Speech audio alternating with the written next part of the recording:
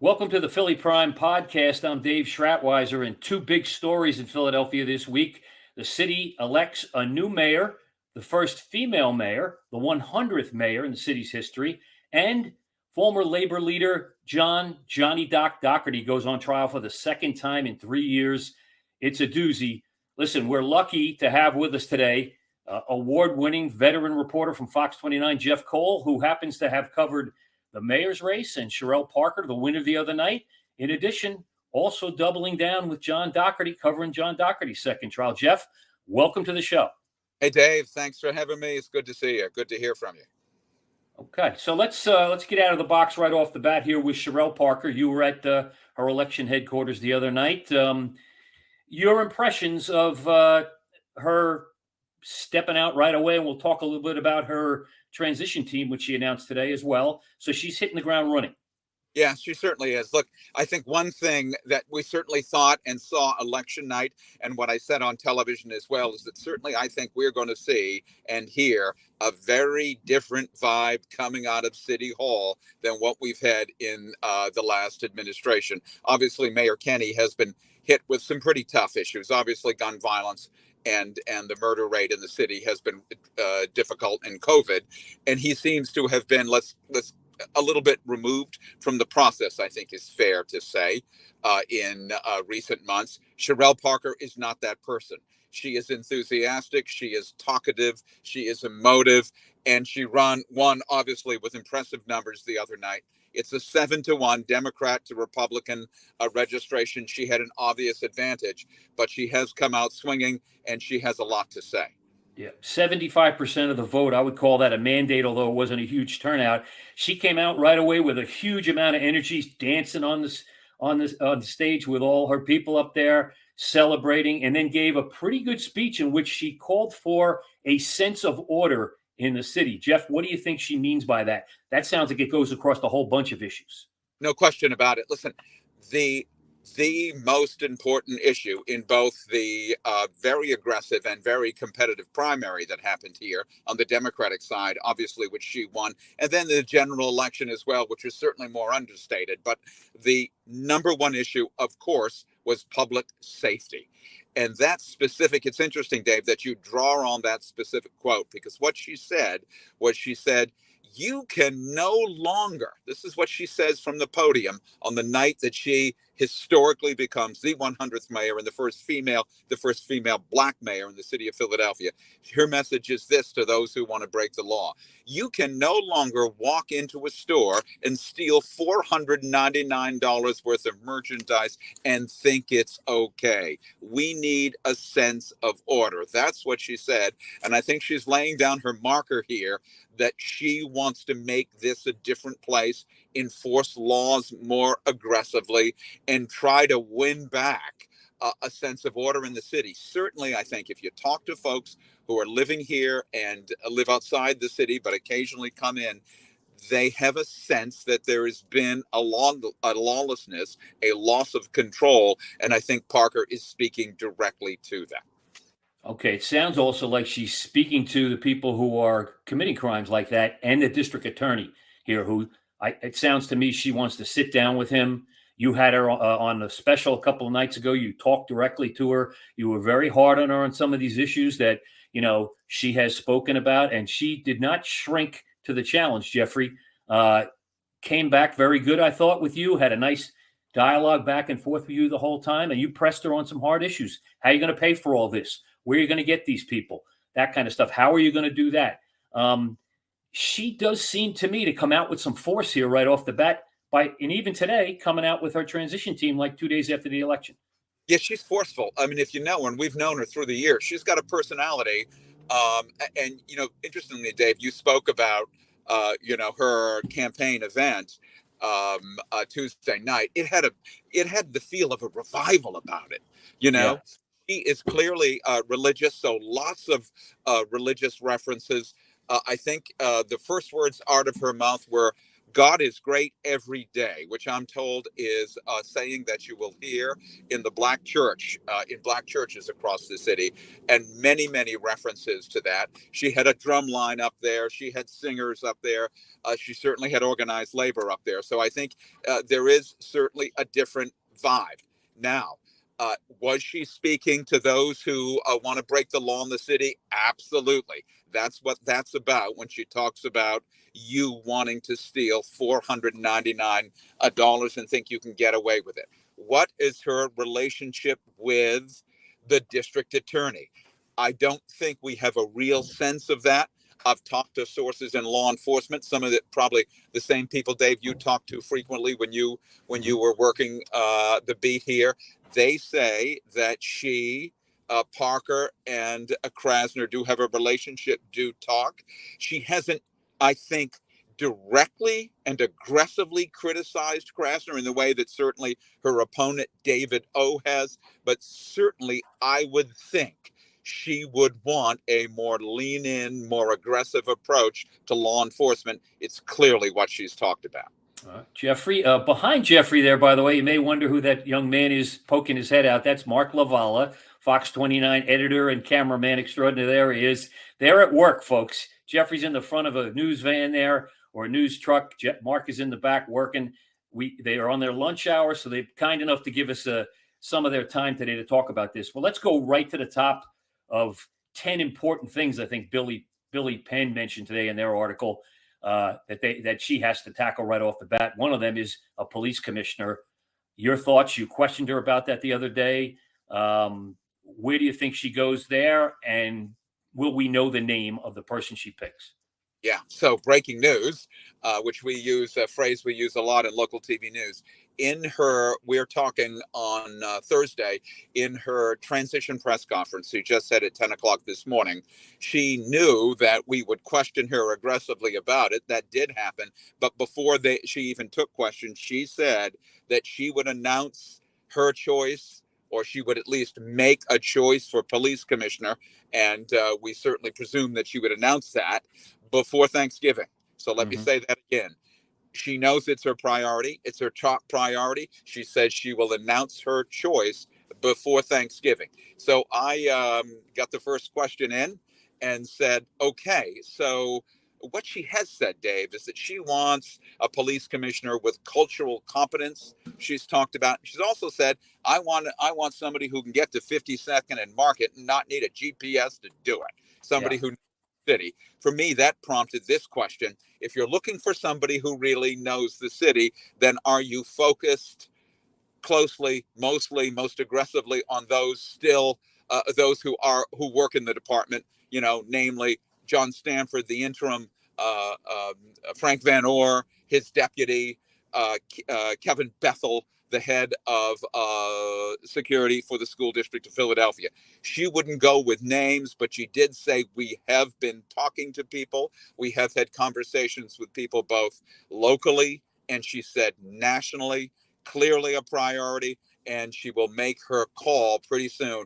It's going to be someone with some connection to the city of Philadelphia, either here now or here in the past, or somebody. I will be greatly surprised if it's someone from outside the system, as Danielle Outlaw is. It's going to be someone who knows the city of Philadelphia pretty well, because that's the marker she's put down right now. She'll make that call, she says, before Thanksgiving. Leading up to the other night, that's exactly what I was hearing from folks in the network, so to speak. She was going to do this before Thanksgiving. Kevin Bethel, John Stanford, Frank Van Orr, and Joel Fitzgerald are the four names I hear most prominently. There could be another one or two in there as well. Don't know who it's going to be. Nobody's tipping their hand on whether they've had conversations or not with her. I'm sure she's spoken to all of them about it, and I'm sure she's going to make a choice, again, with somebody who knows the city. I think this time around, you have to hit the ground running, and you can't do that if you don't know Philadelphia, and you need the GPS to get to 52nd and Market. Right on the money with that. No question about it. I mean, she has got to try to do something to kind of turn the corner on this perception that crime is just out of bounds here. And let's be fair, right? Yeah. The murder rate, as well as I, the homicide rate in the city has dropped. It's obviously too high, but it has dropped. But some of the more serious crimes, the property crimes, the carjacking, some of the physical crimes, they're still pretty high. She's got to have someone who can get on the ground quickly. She says she's going to want, a crime plan really pretty quickly out of her police commissioner, and she says she's looking for the two C's, both chemistry and qualifications, chemistry and competence, as she chooses this vital role as commissioner of the police department. And she needs to hire cops, as you know, Dave, as well. They're down cops. She needs. Well, those are the two top priorities, Jeffrey: guns, getting them off the street, and hiring more cops. You talked to her the other day on the special about where you're going to get the money for all those 300 or 400 more cops. There's a stream of cops coming through the academy right now, but in bunches of like 40, 45. And if they keep a stream in there, you're going to get the 300, but it's going to take quite a while. Training is 9 months, and guns, top priority. How you get them off the street, how you limit them. You talked to her about some of the stuff she did in Harrisburg, trying to limit the guns up there, that kind of thing. Give us a little bit of a framework about where she's at on that issue with guns. Well, I think she's on guns. I think that's what stop and frisk is about for her. I mean, she talked about that throughout the primary and on, what she called the legal form of stop and frisk, whereby police, with cause, with reason, would actually stop a person of interest, possibly a suspect, on the street and frisk.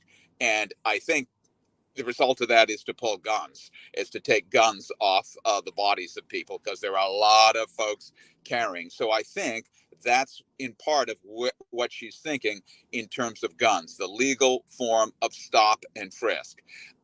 Secondly, she is limited, however, in trying to change gun laws in any way, right?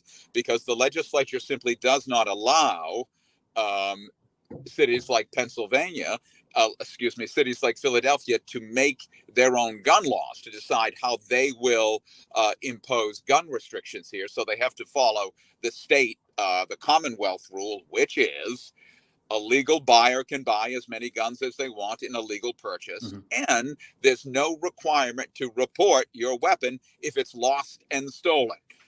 Those are the kind of guns. That's a way for lots of those guns to get on the street. She's limited in what she can do in terms of gun laws, but I think she will urge her police commissioner, and the cops do it, man. 6,000 guns last year they took off the street. Yeah. And the year before.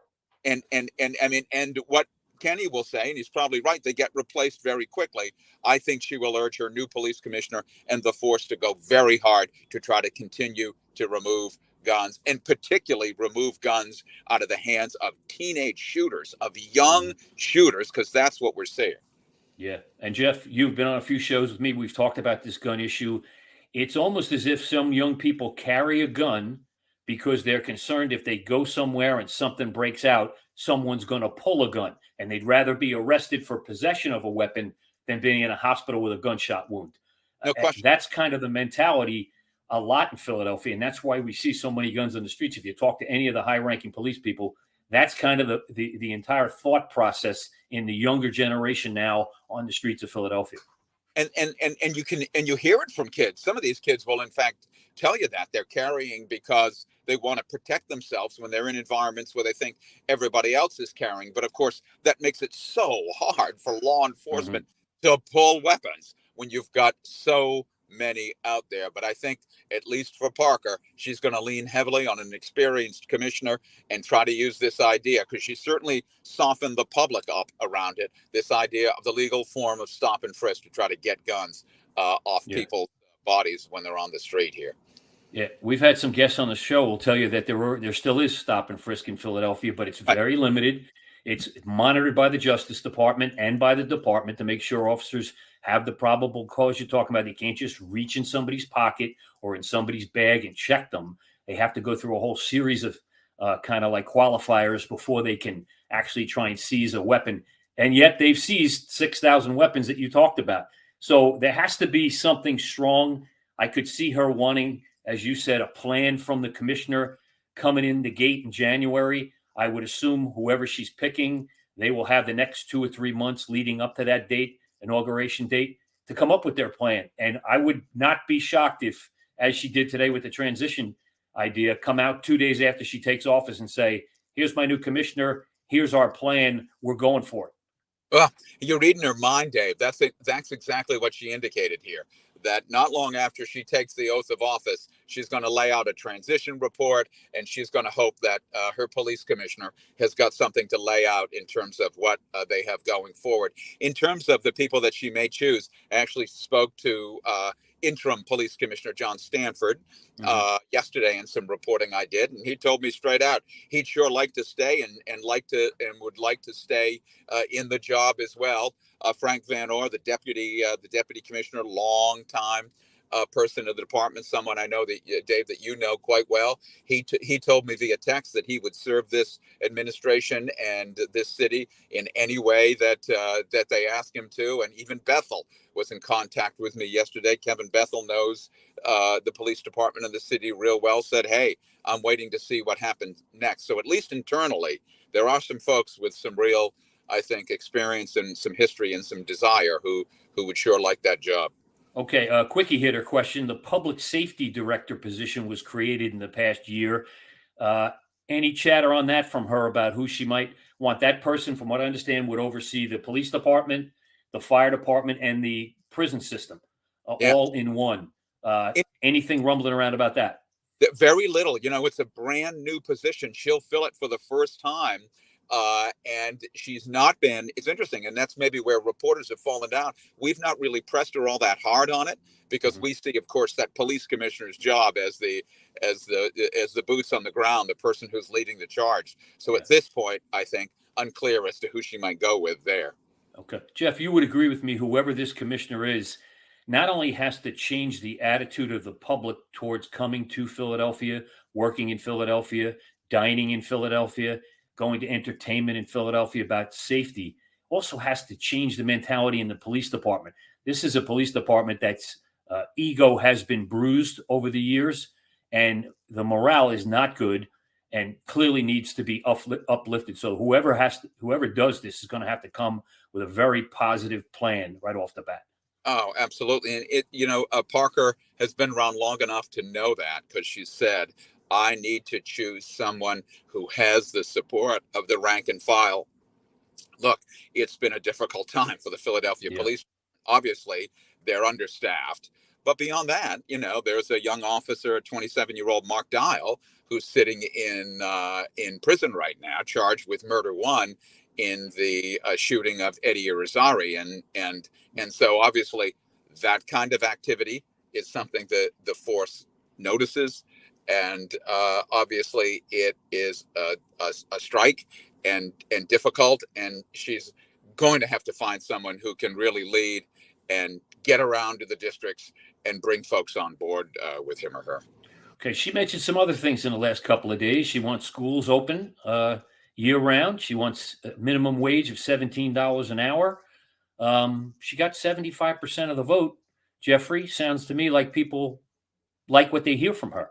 Yeah, I think so. I mean, she was into, she wouldn't go far as to say she had a mandate. When we questioned, I asked her just not long ago and said, so what do you make out of this big tally? And she said, she sort of stayed, I think, clear from suggesting that she believes she has a mandate. But she also says that she thinks that obviously her win was substantial. And she says she's humbled by this opportunity to sort of lead the city. A full year school, that could be a lift. Obviously, to do that, she would have to get the buy-in of the Federation of Teachers, the very strong, very powerful, very active teachers union here. That would have to happen. She also argued today in her transition meeting that she thinks there are a lot of schools that have too few kids in them. Those schools, she said, will have to be stopped being used at school, but she might be able to use those for this full year, all-inclusive school program that she wants to lay out, which would include, training and woodworking and maybe mechanical and some financial literacy and computers, a more general education that she'd do that way. She'd like to get the minimum wage up. She doesn't have direct control on that, at least not at this Yeah. point. But she can certainly jawbone. And she is, I will say this about her, she is a gifted public speaker. Yes. Cherelle Parker has that gift. There's no question about it. And not afraid to engage. That's what I like about her. The energy. I mean, she came right out the other night and was right on it. I mean, you could sense the energy in the room. I want to ask you about one other issue. Back on the crime issue, Jeff, if I can. You've talked about this. You questioned her about this. The National Guard potentially being brought in Kensington to stop the scourge of drugs and drug use up there, which is visible. A simple drive down Allegheny Avenue and some of the other streets up there is just littered with the pathetic scene of drug addicts and people using narcotics on the street, living on the street, sleeping on the street, using drugs on the street, drugs being dealt openly on the street. And she has talked about the National Guard. Not a lot of specifics there, but that would be controversial no matter how you look at it. What do you think we're going to get there, and how soon do you think we might get it? I think she took a hit on that this week. I think on election day, Governor Shapiro was campaigning in the city. He was asked directly about it. And Shapiro said at this point, that's not something he's planning to do or to allow. Now, he didn't completely close the door on it. I understand, but he certainly wasn't enthusiastic about it. And for that to happen, it's my understanding the governor would have to sign off. Obviously, he's a Democrat. He campaigned with her. He'd probably listened to her urging on that topic, but he did not exactly back it in any way. And in fact, he sort of went the other way. She was asked about it in the press conference we just attended. I wouldn't say she backed away from the issue, but what she did do is say, look, I'll take any help. I'll take the state police. I'll take the DEA. I'll take anybody, any organization, federal, state, that wants to help us do something about the problem in Kensington. And one of the things that I questioned her on is I said, so are you going to take young men, most of them are young men, from outside Philadelphia, central PA, western PA, may have never been here, put them in Kensington, give them automatic weapons, and suggest that they're going to enforce the law there?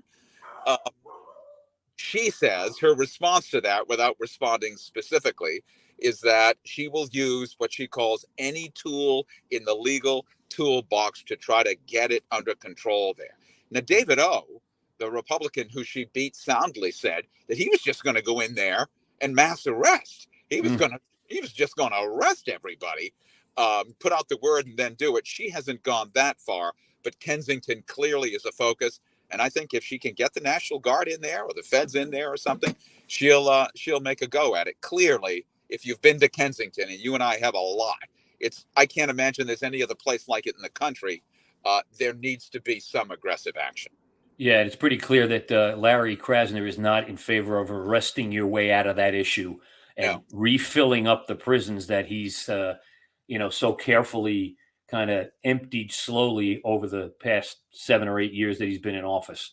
So that doesn't appear to be his policy. And you can arrest him, but he can decide whether or not he's going to prosecute him or let the charges stand. Yeah. Well, I think Kensington is going to be a big boy challenge for the next person to lead the Philadelphia Police Department, and that higher rung position that you talked about, Dave, this sort of public safety sort of director. You've got to focus on Kensington because it's a blight on the city of Philadelphia. No question. And maybe that's a good way to divide it. Have the public safety director utilize all of the resources available, including the health department, human services, and everything else to deal with that problem. Let the police commissioner worry about violent crime and guns. And cleaning up Kensington might be the job of a public safety director. You might say, why am I saying that? Because I have heard that at a few places that would be a good idea, a good way to bifurcate this problem. I hope she listens in. That might be a good way to go. Listen, the other big issue, and you did a little bit about this yesterday in your follow-up to the election, is the 76ers arena in Center City. That is a super controversial issue. The folks in Chinatown have been out in force. You had a young man on yesterday who said they knocked on 300,000 doors and they reached 100,000 voters. I follow your stuff, Jeff. Don't say I'm not watching. Thank you. Tell me, how tough of an issue is that going to be? That's a sticky one. I think for folks, who maybe don't know reporters, but you sure know, Dave. I mean, that's just a lovely issue to cover. It's a fantastic issue to cover because it is so heated, so controversial. The stakes are so high. I know in the voicemail of my cell phone right here, I've got someone with the Sixers who wants to talk to me about what's going on as well. But so, here's the problem, or here's the challenge for Cherelle Parker. She has the strong backing of the laborers. In fact, Ryan Boyer, who is the Laborers District Council in Philadelphia Building Trades. He's the head of it. You know who he is, Dave. Yes. Leading her transition. He's leading her transition. There you go. Led the press conference that we just had on her transition team. He heads the laborers. He wants the arena built because it's jobs. It's a big job producer. So he certainly wants it. They're strong backers of Cherelle Parker. The black clergy in the city of Philadelphia wants it. It believes that entity can produce jobs. They aggressively support Cherelle Parker. I asked her when I interviewed her a week ago, I said, I didn't even go with the premise that, will you approve it? I said to her, you're going to approve it because of the folks. She certainly pushed back and said that wasn't fair. And I'm, I will take in all the information I can possibly get. But she's certainly going to be pushed by those who support her to build that arena. On the other hand, the folks in Chinatown are pretty good at fighting off a development in or near their community that they think doesn't benefit them. And they have been aggressively pushing both during this election and making those calls, as you mentioned. And they've gotten some folks on city council who have committed to them that they are not going to look all that positively on this arena. This will be a fight, and a fight that's going to commence early in her first term in the new year. I do know that the Sixers are planning in November to have in person. I think most of these things have been on Zoom, but I think they're going to have in-person meetings with members of the community, with the Sixers leadership, for them to kind of argue the value of this arena. But at this point, that is going to be the big issue that Parker will have to face early on, and will be pushed and pressed from both sides. It'll be remarkable to see how this goes. And a also, possible fly in the ointment, Jeff, here is at city council. We had so many council members drop off to run for the Democratic nomination for mayor, 5 or 6 of them. We have almost a completely revamped city council. Does she have the support of city council? She's going to need it to do some of these things you and I have just spent the last 30 minutes talking about.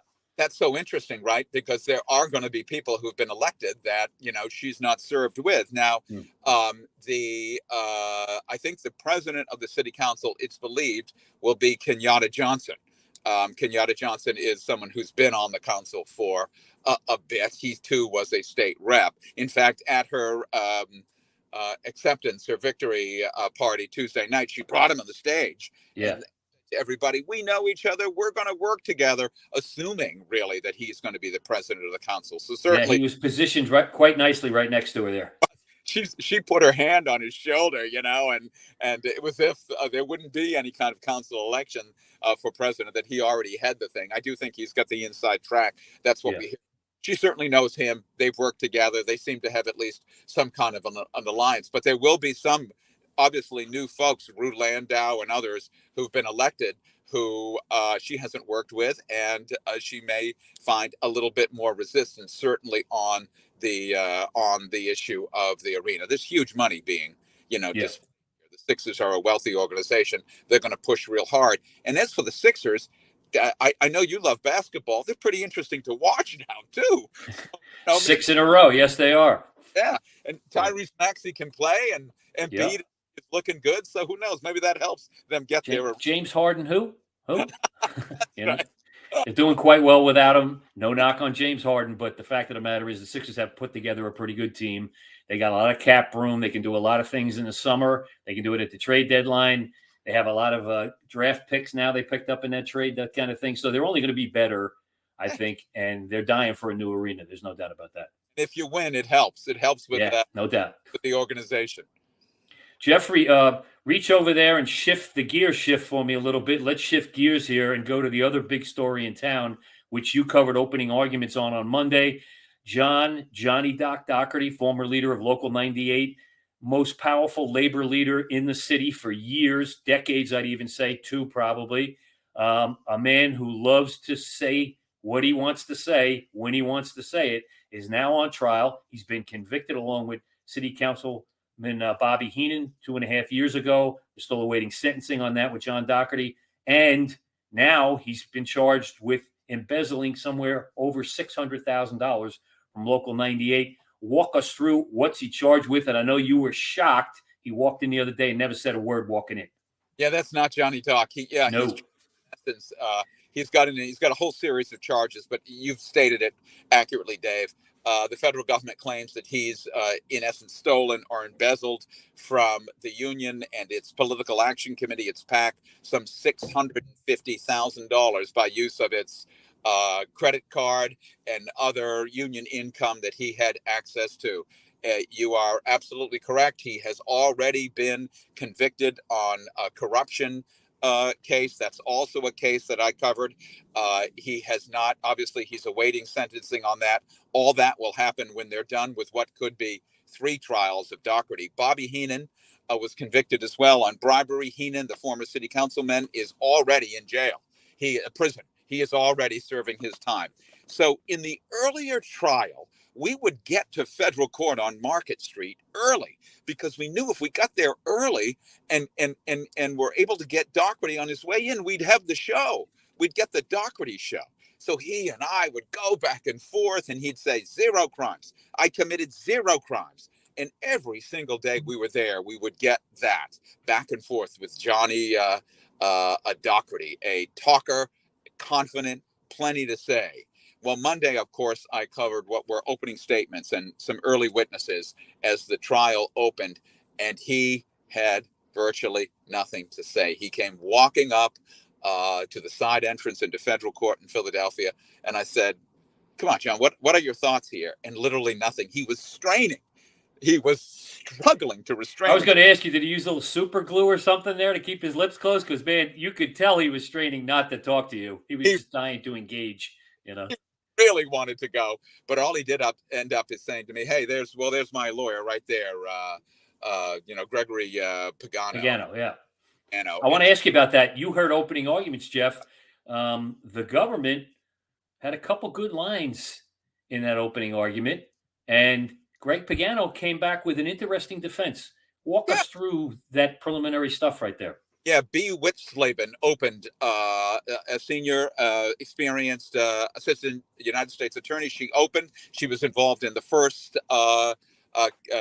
conviction of Dougherty as well. She said that Dougherty was really good about stealing and using other people's money. She said that he lied, he stole, and nobody stopped him. They really depicted Dougherty as a guy with no restraints who was willing to take the money of hardworking union members and use it to buy expensive meals and cakes and go on trips and buy clothing and have renovations done to his home, to his friends' homes, to his relatives' homes, and to his bar. She absolutely went after him and hit him. Pagano got up, and I thought with a pretty captivating and interesting response. He said, "Look, this isn't fraudulent behavior. It's negligence. It's not negligence. It's fraudulent. This guy worked so hard for the union," is his argument, day and night, that he simply didn't keep track as well as he should. He was negligent. And that's what's gone on here. That was Pagano's argument. Here's what's incredible about, or very interesting, I think, about this case, Dave. They started this thing in about 2014. They have working this and gathering this for some time. And there've been some delays in terms of this trial because Dougherty, his law firm with Ballard Spahr, they stepped away on a pay dispute. And now he's had a couple of attorneys since then. Pagano was obviously representing him now. So that's delayed it. Dave, and for your listeners here, the federal government has video of Dougherty's associates buying $300 some odd of merchandise from Target on the Union credit card. They've got that on video. They have the video from the camera that looks at the checkout counter at the Target. So you see him literally buying the stuff. Then they've got a camera, what they call a pole camera, on a pole out in front of Dougherty's house and his sister's house. And you can see them go to the house and go into his sister's house with $300 of merchandise. They are showing the viewers, the jury, that, and then popping up a receipt from Target saying, well, what do you know? Here's the $300. And how did he designate that on his expense report? Well, he just listed, Target without any detailed expense. The federal government is also saying that he will have an expensive meal for his father and for him and maybe for friends, but then on his expense report with the union claim that it was union business and union activity, and they are showing those documents to the jury. They've got a lot there. It's hard to take on the federal government. Yeah, and are there some tapes as well, audio tapes of Johnny Doc during this investigation? And we all know it's tough to cross-examine a tape. You want to play all the tapes. Usually a good defense lawyer will play what happened before that conversation and then what happened in the conversation after that to give it some context sometimes, that kind of thing. Do you see that going on here in federal court during this trial, which is going to last, what am I hearing, 5 to 6 weeks? Yeah, 5 to 6 weeks. You're going to hear the tape.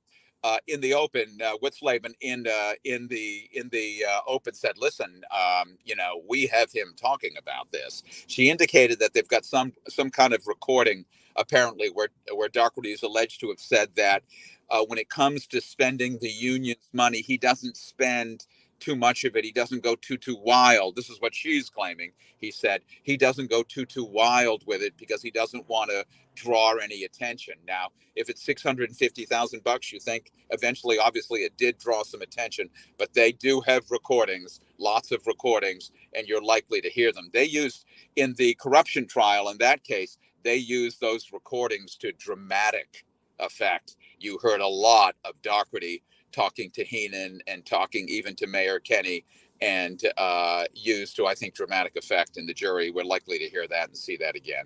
And we're going to get a dramatic witness, are we not? A gentleman who is a contractor who has pled guilty, I believe, already, or is planning to plead guilty. I think he's represented by William Brennan, is expected to testify about renovation work that he did at different locations. My colleague, when we used to have Fox 29 Investigates, and I, Brian Zeli, did a pretty good story on that gentleman. Watched him come and go day in and day out from his home as a contractor. And he's a linchpin here, is he not? I mean, here's a guy who's going to say he did this. Absolutely. So, and I want to thank you for you and your colleague, Brian Zeli, shooting that video a number of years ago, because as I'm sure you saw, we used it. Yes, I did. The other day to show him. We share, Jeffrey, you know that. We share, that's right. So they talked about Massa in the opening statements by the U.S. attorney. She talked about him. She previewed him. She said, you're going to hear from Anthony Massa, and Anthony Massa is going to tell you that he did work at Dougherty's order, on the bar, at his home, at his, I think she said, at his daughter's home, at the home of Brian Burroughs, the former president, also charged in this case, and that he did this at the direction of Johnny Dougherty. And they're going to she said, you will hear from him. She clearly implied he will be on the stand. And that will be a day not to miss if you're a reporter and if you're interested in this case. Now, Pagano got right up, as did the attorney for Brian Burroughs. Again, he's the former president of of the electrical workers, who also has been charged and is being tried along with Dougherty. They got up and called Massa a liar, someone who is going to testify to save his own skin. But that will be a dramatic day. He will be on the stand. It'll be interesting to see his direct testimony and then see him crossed by defense attorneys who are going to have to knock him out, or he will do real damage here. Okay. We're talking serious jail time, Jeff, on the first case, and probably on this case, if there is to be a conviction. Again, everybody is innocent until proven guilty. And there's a third case, potentially. Could they roll these, if there is a conviction, could they roll them all into one sentencing situation and come at Dougherty that way? And do you see consecutive sentences or concurrent sentences here if there are convictions? I think they got to send a little bit of a message here. Yeah, I mean, and this has gone on for some time, and this is the same judge who has done that. That could very truly happen. There hasn't been, of course, a lot of a conversation about sentencing because it's obviously been put off because Dougherty has one more trial beyond this to go. Mm-hmm.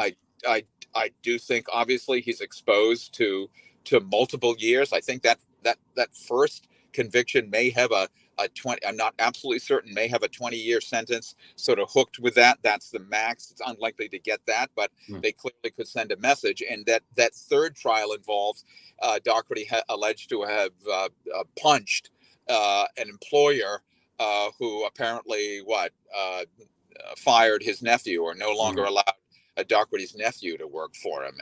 That should a quicker trial. And if Dougherty's convicted here, you do wonder if he wouldn't sort of try to make some sort of deal. I certainly know he was offered a deal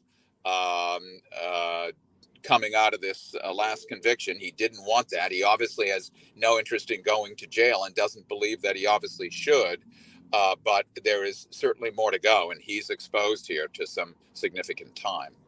All right, Jeffrey, listen, you gave up your lunch hour for the Philly Prime podcast today. I greatly appreciate that. Folks, I've known Jeff for his entire 23 years at Fox. Let me tell you, there's nobody better at digging it out than that guy sitting right there in the front of the seat. And the guy in the back seat there, right up there with him when it comes to photographers and editors, one of the best areas, Mark Lavala. Always a pleasure to work with him. Always a pleasure to work with you and sit in the same cubicle with you for years with Bruce Gordon. We've had some unbelievable times in the newsroom and out on the street together, and it's always entertaining for me and super informative when you come on the show. So thanks for coming on today. Dave, that's nice of you. Thank you for the kind words, and certainly enjoyed the time together and doing this as well. Okay. Jeffrey, thank you very much. That's the Philly Prime podcast for this week, folks. We'll keep up on the trial. We'll check back in with Jeff down the road a little bit. Maybe when Anthony Massa takes the stand, we'll get you back on here to talk about somebody who will be an important witness in this case. But folks, thanks again for listening. We'll see you next time around. That's the Philly Prime podcast for this week.